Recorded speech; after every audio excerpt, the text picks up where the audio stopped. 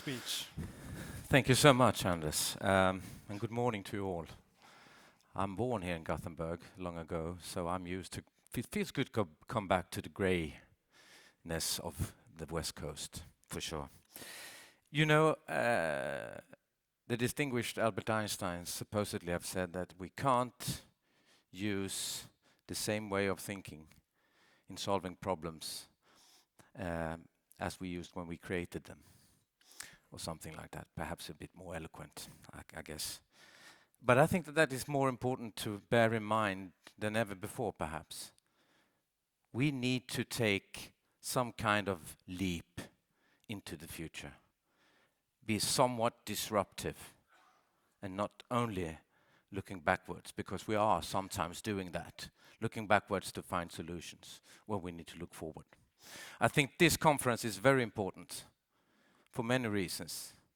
One is that you are experts, I'm not. I'm perhaps a somewhat educated spectator looking at you to say, hey, come on, what's the solutions out there for us to become more sustainable? But it's also what I believe to be a future-looking conference. And also getting together and learn from each other. And I think it's somewhat a challenge to have all the figures and numbers and data in my head when it comes to Sweden, and then looking at Norway and looking at the UK and looking at other neighbor countries. I mean, you're totally lost, right? There's so many figures, there's so many numbers, there's so many processes, there's so many actors out there, and perhaps sometimes doing the same thing. It's a duplication of work. The scene that we're working in, the scene that people out there are kind of experiencing or reading about, is the fact that the seriousness of the climate change is believed to be sometimes overwhelming to bear as an individual. We know that it will have a profound effects on many societies around the world, locally, regionally, nationally. And we know that they are sometimes environmental, social, and/or economic, but all countries will be affected somehow. And I think that that is what we are facing at the moment. We also realize that energy is at the core of the problem or solution in what you kind of choose to see it. Because it's some 70% of the emissions coming from energy use production in one way or another. In some countries even higher, as in Sweden. And mainly in Sweden it's about the transportation system. Why this conference is even more important. We also know that urbanization is rapid. In Sweden it's incredibly high. We also know the number of megacities are increasing and the size of the megacities. This puts a lot of challenge on societies and on natural resources, the input and the output of these cities. Also here, transportation and the transportation system will be at the heart. Question of moving products, people and services will be even more challenging in the future. We also know that electrification is coming. Digitalization, artificial intelligence. The systems will be more integrated, more interconnected, and also more complex, or at least perceived like that. And perhaps also somewhat more vulnerable or new challenges when it comes to robustness. I will come back to that later on, just shortly. But I think that what we tend to forget when we look at this, see this and read about this in the newspapers, is that this is a fantastic possibility and opportunity for those that can lead the way forward, because there are economic benefits to be a front runner as a company, as a country, as a local municipality, or as an individual sometimes also. So let's reap those opportunities and let's make the whole climate change debate to be focused on the opportunities of making a change. Sweden, I think, has a very good point of departure to address this and to reap the opportunities that actually lies in the change that we need, the transformation of the society to be a much more sustainable place. And not only from a climate perspective, but from many other perspectives of sustainability. We have in Sweden a political stability that is very important. I was actually privileged enough to be part of the overall long-term energy policy agreement made by the political parties. 70% of the parliament stands behind those targets and that agreement. That is a good thing. That gives the companies, the private sector, the academia, and other actors out there, and also our neighbors, neighboring countries, a sense of stability and long-term perspectives, and you can be a bit more secure. We have high ambitious goals when it comes to climate and energy. You can see them up there. The focus for this conference is perhaps a bit more on the no net emissions of greenhouse gases 2045.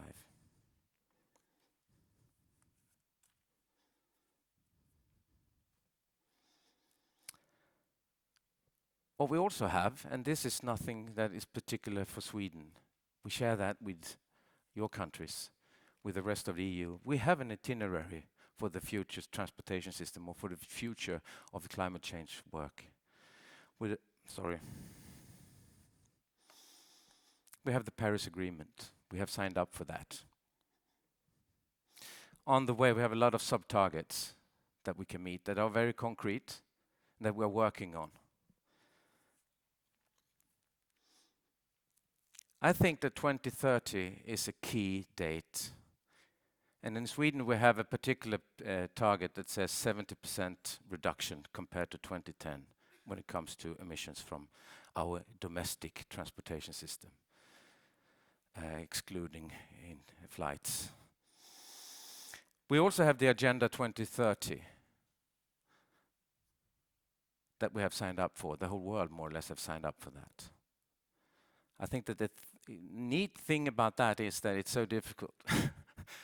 Now, why is that neat? In a way, it's neat because it puts the finger on the system perspective.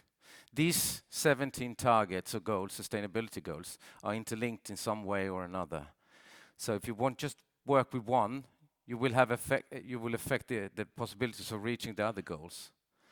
So however you do it, it's very complex. So that's why we need to raise our solutions, not only to look at singularities, but also to look at the system. We need system transformation. So I think Agenda 2030 is neat, but very, very difficult. But that is what we should actually embark on that challenge. So how does it look? Well, I think this picture shows two things. In Sweden, at least, it's a positive trend. We are moving slowly in the right direction, but not enough. It also shows that you need to prioritize. Where do you actually start working hard to find actions, activities, to take decisions? Road traffic, without doubt, in Sweden at least. But I think it's the same in many countries in the Western world at least. This is another picture of showing that we are not, the pace is not high enough. We will not reach our targets. So what do we have to do? You also have to realize that transportation, the movement of goods, people, services, is so important for the economic growth and for welfare society. It is. We just have to find new ways of doing it. We see the trend is actually we will increase the transportation. So how do we solve that without having the problems from more emissions or more air pollution, for instance? 30 years ago, you went to the store to buy your groceries, right? Today, or some years ago, we could online get it on a weekly basis, driven home to you in your flat, more or less, right? You have the bags and you can put it in your refrigerator. Today, you get your meal delivered every evening if you want to by transportation from a restaurant or somewhere in the big city.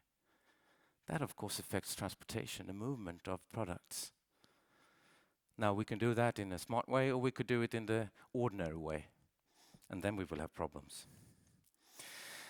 The way we have organized our way of working at the Swedish Energy Agency and in Sweden in general, together with other agencies and authorities, is try to divide it into 3 sub-areas. One about transport efficient society, where we have intermodal solutions, where we have planning perspective of the challenge. We have one on focusing on vehicles and vessels, and we have one focusing on fuels. These are of course interrelated very much and intimately linked in some aspects, but also a possibility of trying to see where the core challenges and the priorities we need to do lies. And we need game changers, that's for sure.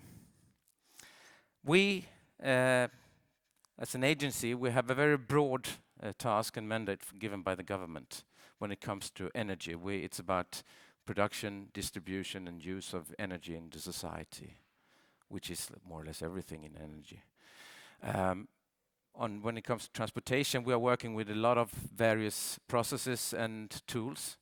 One is the strategic plan, but we have an intimate cooperation with other agencies, the traffic agencies and the Environmental Protection Agency and the Building Agency and many others, to try to indicate where are the prioritized activities we need to do. We have suggested 59 activities to be done.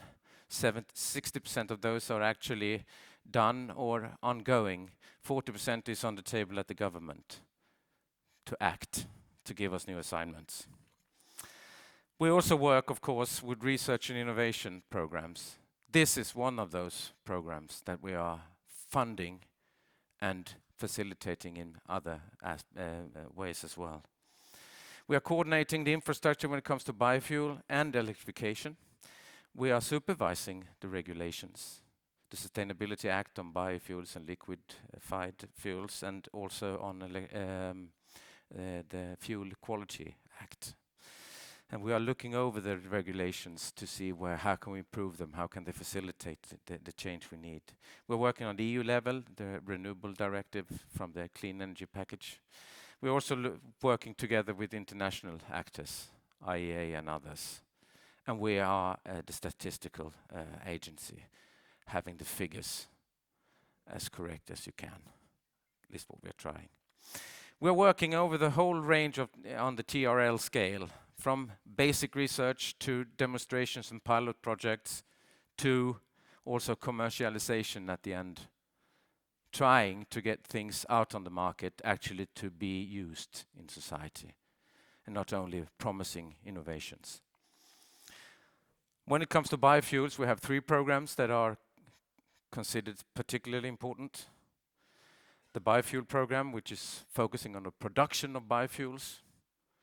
We have the gasification center that is about cooperation, but also how can we look at this in a systematic way of using biomass or waste products into becoming biofuels to facilitate the circular thinking and get actors together. And also the renewable transportation fuels and systems, which is this program, which is about systematic thinking, techno-economics, and kind of lifting what I believe at least the view a bit.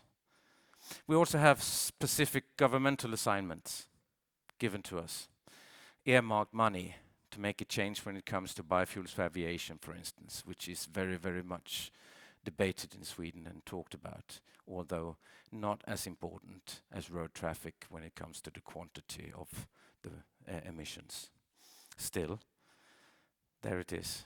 So we're working on that as well. And you can't talk about the energy system or the fossil-free system without talking about electrification. And digitalization is of course very intimately linked and connected to electrification. It's a question of vehicles. And we see that the big actors like Volkswagen and others are talking about this and acting very rapidly at the moment. I think perhaps even more rapidly than the society at large is prepared to or ready for, in a way, when it comes to infrastructure and when it comes to standardization.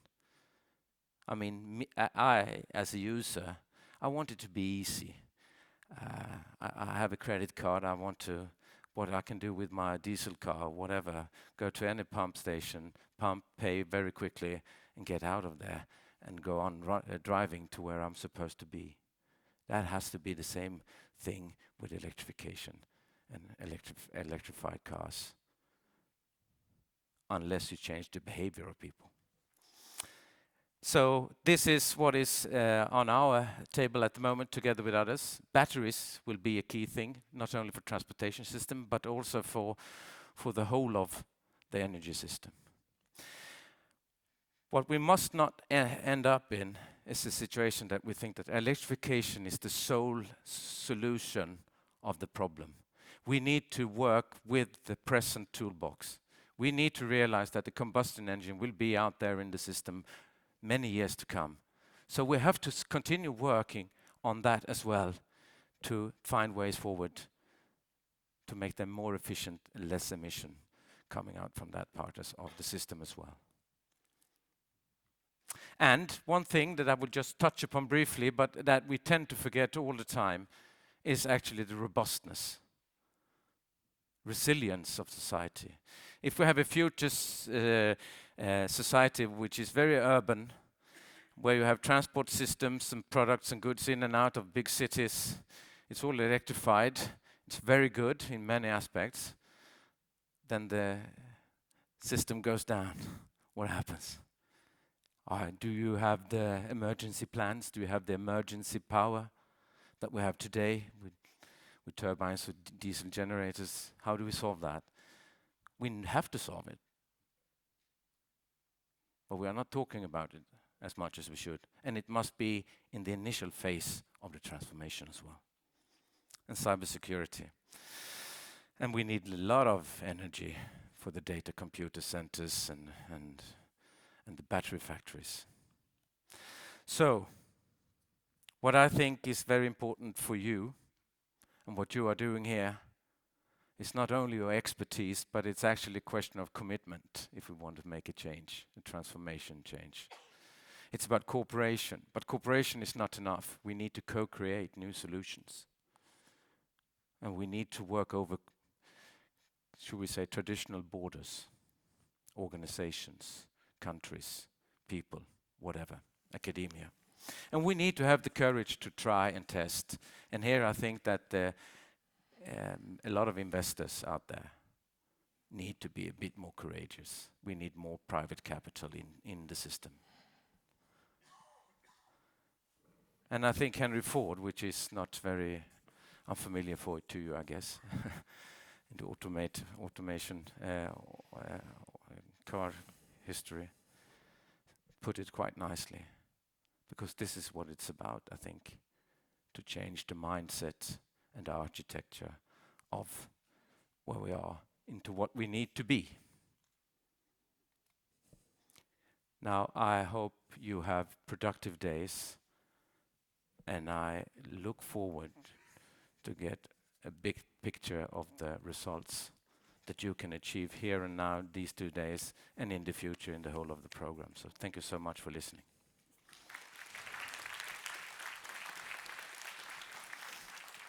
Thank you, Robert.